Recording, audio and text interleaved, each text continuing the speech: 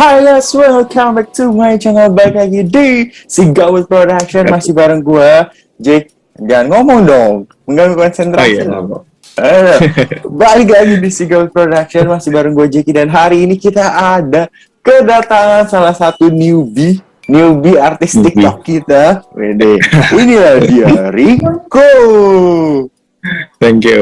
Thank you lo udah diundang ke Sigawut Production. Oh iya, gue mengucapkan terima kasih banyak udah jadi artis tapi mau datang ke podcast gue yang gak bermutu ini. Terima kasih. Artisnya juga gak bermutu ini. Artis gak bermutu. Jadi hari ini kita kedatangan Rico. Buat kalian yang main TikTok, kalian juga pasti tahu banget lah. Ini lagi hits. Kalau kalian nggak tahu, dia parah sih. Sumpah. Kalian nggak. Aduh, buat anak Tangerang kayak rame ya anak Tangerang ya. Anak Tangerang rame nih kayaknya pada tahu semua nih. Kayaknya sih sampai ke pelosok-pelosok Tangerang, Semarang sih. Semarang. Pelosok-pelosok Indonesia. Wah sih, sampai Papua. Jadi dia adalah Rico. Umur berapa, Rik? Ya anjir, gak enak banget yang manggilnya ya. Gak biasa gue manggil dia Rico. Umur 25 sekarang. 25 baru ulang tahun 25. Oh iya deh, selamat ulang tahun. Gila, lu pengen banget diucapin ya selamat ulang tahun. Ya, makasih. Di ke-25 tahun ini, jadi di usia dia ke-25 tahun ini, dia tuh baru aja viral di TikTok. Gila.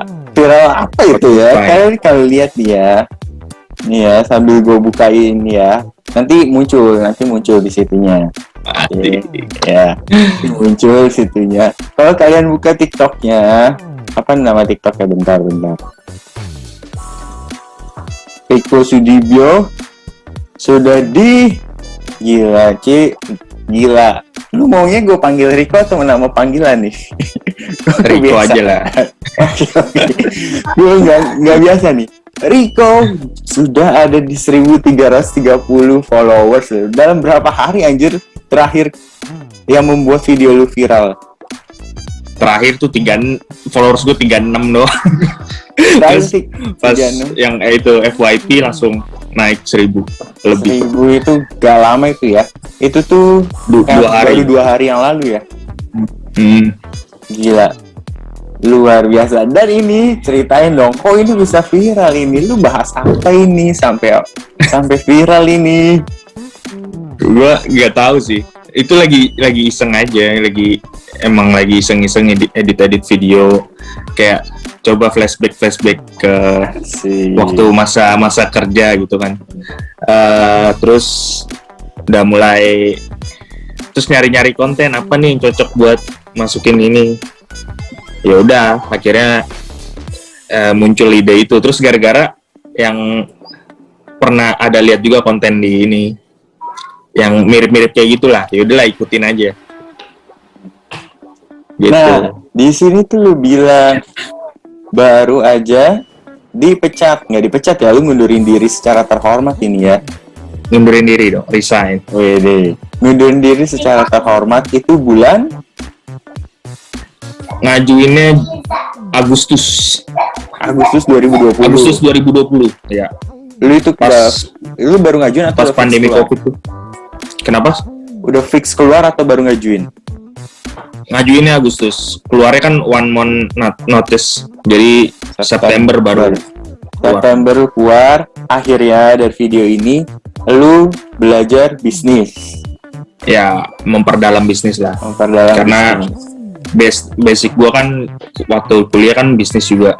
Nah, jadi kayak lebih. Anak mana nih? Anak alumni apa sih? Alumni Binus dong, Binus Alam Sutra. Sama kok enggak lu? Terus? Iya. Terus perdalam bisnis. Sebelum itu dalam bisnis lah. Sebelum itu pertanyaan gua, sorry gua potong. Kenapa akhirnya lu milih bisnis? Kan maksudnya lu dulunya anak kantoran kan? Budak kan lu dulu. Putus Jack, sorry.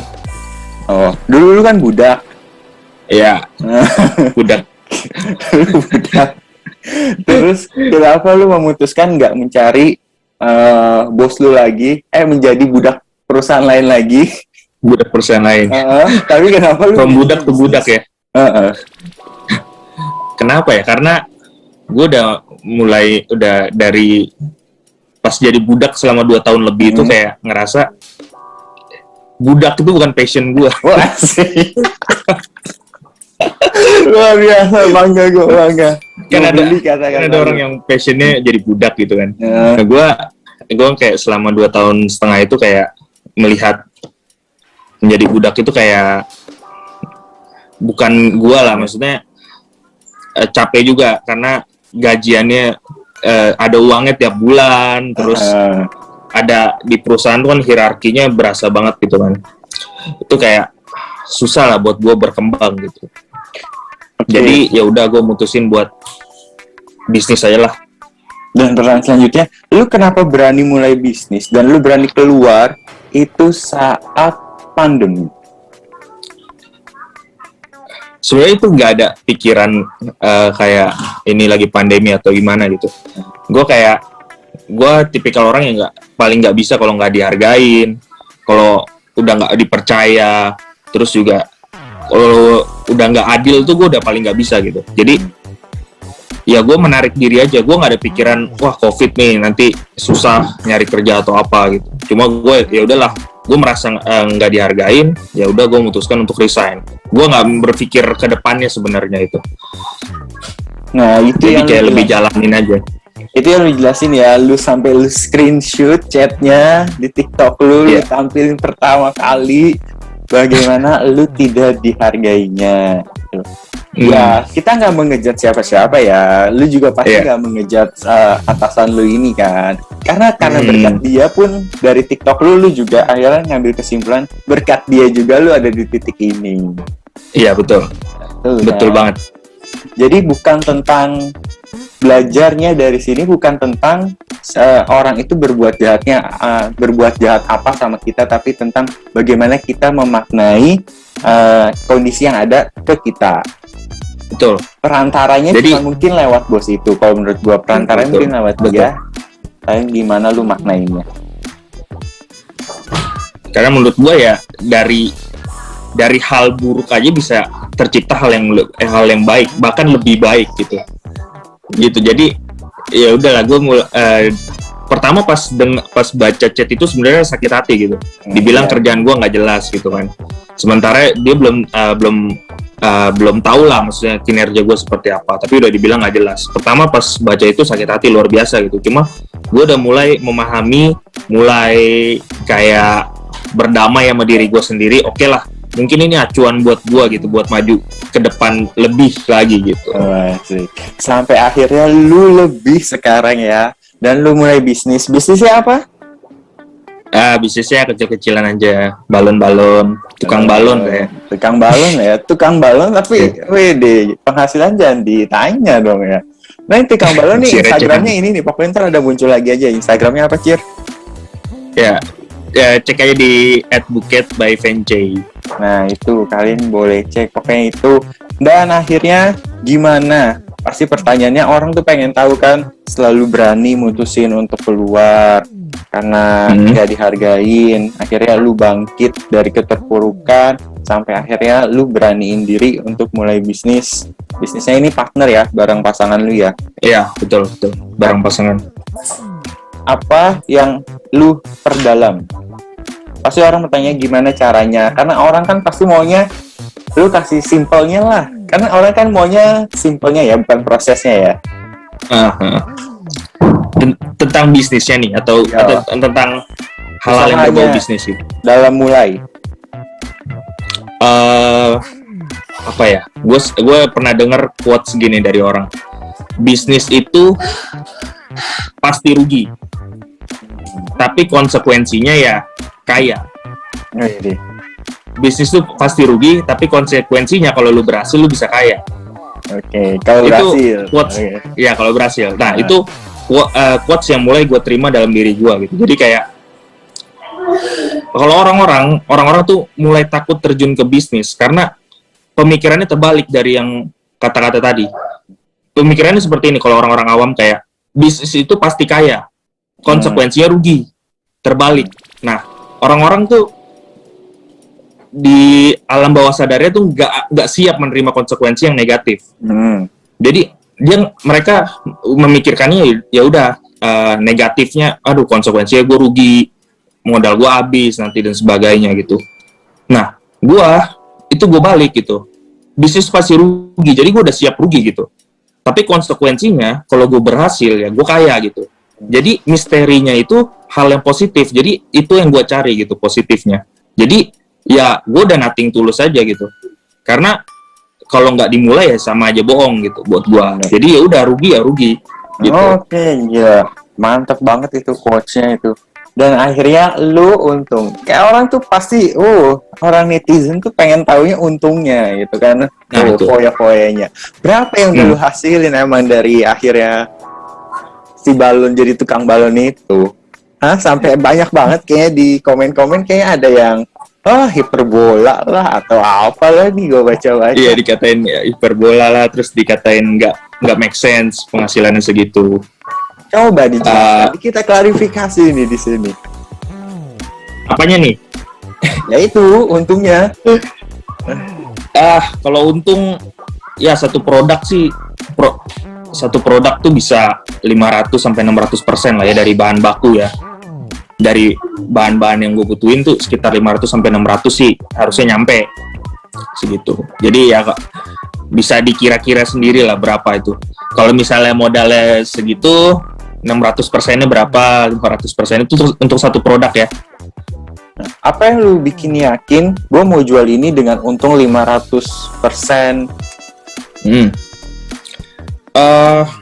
Apa ya? Karena produk yang bisnis yang gue jalankan kan adalah jasa yang menghasilkan sebuah produk customize. Jadi ya simpelnya sih made by order ya, customize gitu. Jadi customize sesuai dengan apa yang orang mau gitu. Jadi ya otomatis apa yang gua curahkan di produk itu adalah hasil dari jasa gua, waktu, pikiran, tenaga, kreativitas, ilmu juga. Nggak sembarang orang kan bisa bikin. Terus ya untuk ukuran profit sekian persen sih menurut gua wajar gitu. Karena di tempat-tempat lain juga seperti itu, bahkan harganya lebih tinggi gitu sebenarnya. Benar banget. Nah, ada di komen, kita baca komen ya. Gila, kita lu akan mengklarifikasi komen-komen sebagai artis gitu kan ya. Lu akan susah ya jelasin di komen. Jadi jelasin di sini aja. Lu jelasin di sini ya. Ada yang membandingkan ya. Sebenarnya intinya sih dia bandingnya gini. Gua resign lebih 3 tahun jual fashion. Belum bisa beli motor, boro-boro rumah. Ini cuma berapa bulan udah bisa beli rumah. Make sense nggak sih? Ya. Kalau dari gue ya, sebelum sang artisnya yang menjawab, kalau menurut gue ya lu juga nggak akan bisa ngebandingin lah ya fashion dengan jasa yang lu jual gitu ya. Secara bidang yang lu jual itu udah beda gitu ya. Dan kalau menurut gue barang yang lu jual itu emang lagi hype-nya gitu loh. Di kalangan tuh lagi hype-nya perihal penjualan itu tuh. Jangan lu bandingin sama fashion. Fashion itu banyak banget udah dari dulu dan itu bukan musiman gitu. Kalau ini kan lagi musimnya. Kalau penjualan lu kalau menurut gue itu lagi musimnya, makanya bisa gitu. Kalau dibilang make sense atau enggak, ya bisa aja selama emang terpenuhi, banyak yang order kan. Gimana? Ya itu yang aneh ya, karena dia membandingkan make sense atau enggak dari tolak ukurnya dari diri sendiri gitu. Kan itu aneh menurut gua. Karena bisnis itu kan banyak jenisnya. Ada bisnis F&B, terus juga bisnis manufaktur, ada bisnis infrastruktur, transportasi, kemudian ada bisnis yang services, jasa gitu kan. Nah, dari situ aja udah orang yang bergerak di bidang jasa itu kayak videografer, fotografer, kemudian WO dan sebagainya, itu bahan baku dia tuh sama jasa pikiran yang dia tuangkan tuh mahalnya tuh di jasanya gitu loh. Nah, kenapa dia bisa bilang nggak make sense gitu? Itu maksudnya gue sempat kaget sih, pas baca itu sempat kaget karena kok bisa orang membandingkan bisnis seorang make sense atau enggak berdasarkan tolak ukurnya dia gitu. Ini lucu aja gitu. Gue pernah baca seorang videografer aja satu project aja bisa beli satu motor gitu. Apakah itu, dan lu kerja bisnis 3 tahun di bidang fashion nggak bisa beli motor gitu. Terus lu mau bilang yang videografer itu nggak make sense gitu, bisa menghasilkan satu motor untuk satu project, kan itu aneh gitu. Iya, karena apalagi dunia fashion dunia fashion tuh saingannya ketat banget, harganya tuh ketat banget kan. Ya lu nggak mungkin di fashion lu akan membuat untung itu 500%. Betul. Itu saingannya kan berat. Jadi lu, menurut gue sih emang nggak akan lu bisa bandingin bisnis lu sama bisnisnya ini. Sama-sama bisnis cuman beda. Karena nggak apple to apple sih. Itu udah apple to sayuran apalah. Udah beda banget, udah jauh banget gitu loh. Benernya. Nih, ada yang kayak gini. Aku juga suka diperlakukan tidak adil hanya karena mereka good looking dan aku enggak. Kadang juga dianggap seakan-akan nggak ada. Kalau bilang sakit hati bisa dibilang baper. Apakah menurut lu diperlakukan itu gara-gara gak good looking sama kayak yang komen nih? Enggak lah, gue masih termasuk good looking lah. Canda. Suka gaya dulu. Oh iya, itu mah mungkin perspektifnya itu mah tergantung bos-bos. Perspektif. Pokoknya tadi juga ada yang bilang bosnya itu menurut dia juga baik. Ya pokoknya ambil positifnya selama lu dapat positif. Kita bisa, pasti ada netizen yang bilang, ya lu bisa bilang positif karena setelah lu resign lu bisa sukses gitu kan. Ya, tapi ya lu harus lihat emang positif. Cuman kalau misalnya yang berpikiran gara-gara orang lu jatuh dan lu nggak naik, ya itu mungkin karena salah diri lu sendiri. Betul. Bener banget. Dan lanjut nih. Mana tuh tadi ya? Ada 2 hal yang membuat kita berkembang. 1, pikiran yang terbuka. 2, hati yang terluka. Hati yang terluka? Gimana bego nih? 2 hal yang membuat kita berkembang. 1, pikiran yang terbuka. 2, hati yang terluka. Gimana sih? Kok gue bego? Tadi gue bener setuju. Pikiran yang terbuka. Bener dong.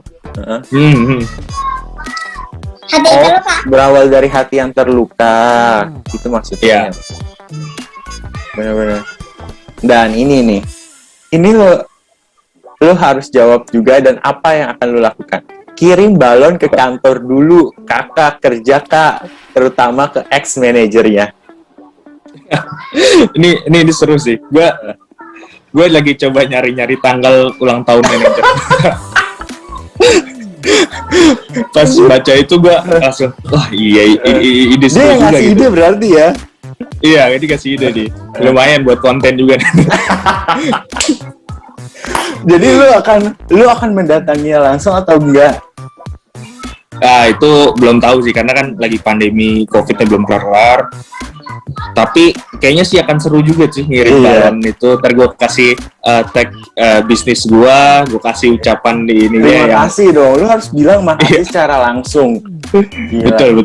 Ya kira kita harus nunggu banget video dia datengin bosnya langsung, dia ucapin terima kasih karena berkat bos saya ada di titik ini. Lu harus bilang itu dan dengan bangga. Gila itu bakal viral lagi FYP itu udah pasti udah. Amin. Ini gue setuju, kita tunggu banget dah. Sumpah ini tunggu banget. Dan ada nggak? Tungguin ya. Gue tungguin kok.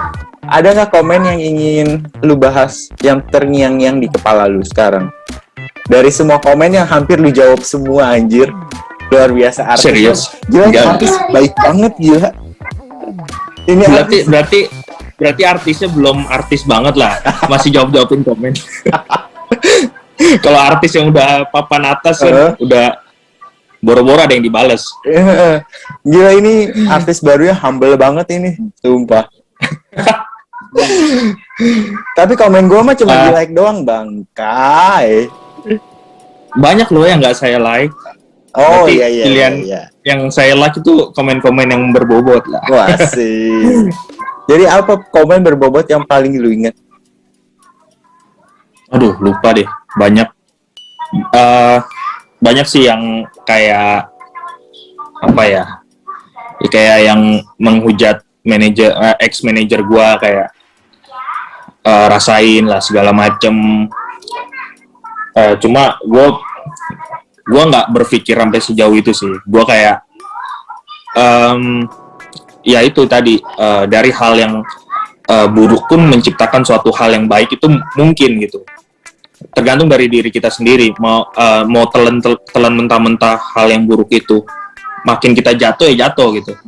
Cuma ya dari diri kita sendiri, kita mau bangkit kita luar biasa. Jadi ya poinnya bukan tentang manajer gua gitu, poinnya tentang gua, gimana gua merangkak dari keterpurukan gua gitu.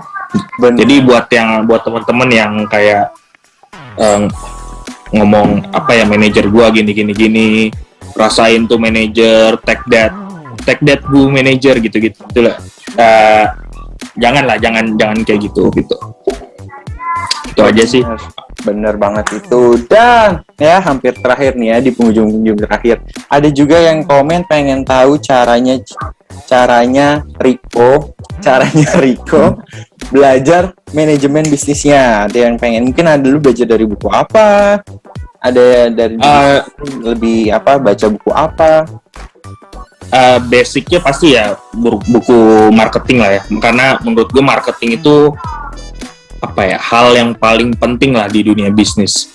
Karena nggak ada marketing, nggak ada advertising, nggak ada promosi, bisnis sama aja bohong gitu, mati.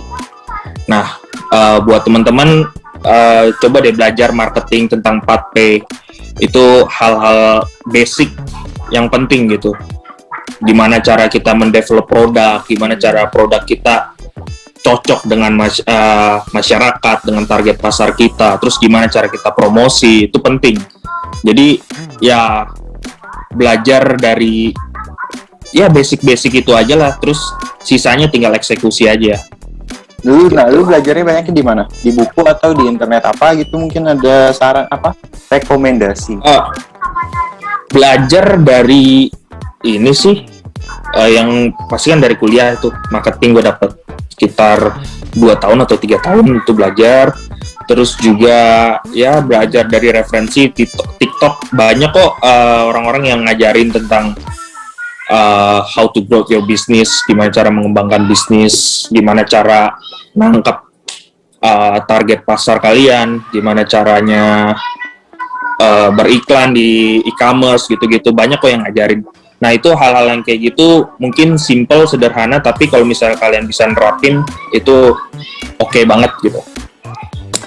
Oke, Rico, luar biasa sekali hari ini pembahasannya sangat berbobot. Jadi buat kalian yang kalau masih mau lanjut lagi, jangan lupa di-viralin dulu video-video Rico yang lain. Nanti kita adain lagi podcast yang kedua kalau rame ya. Ini kalau rame ya, namanya juga kan gue juga YouTuber baru ya. Ini juga memanfaatkan temen kan ya. Jadi terima kasih banyak Rico udah datang ke studio gue yang sangat sederhana ini. Thank you banget udah diundang. Bangga sekali seorang TikToker bisa hadir. So guys, terima kasih banyak buat kalian yang udah saksiin dari awal sampai akhir. Semoga kalian bisa ambil nilai-nilai positif dari perjuangan seorang Rico dan dari apa yang kita sampaikan. Dan mohon maaf kalau misalnya ada salah-salah kata. Terima kasih, sampai jumpa lagi. Bye-bye. Bye, thank you.